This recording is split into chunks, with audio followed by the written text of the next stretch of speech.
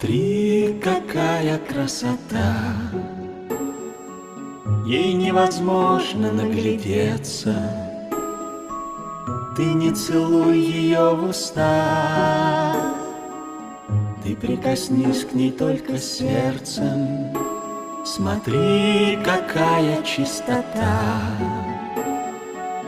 ее ничто не очерняет.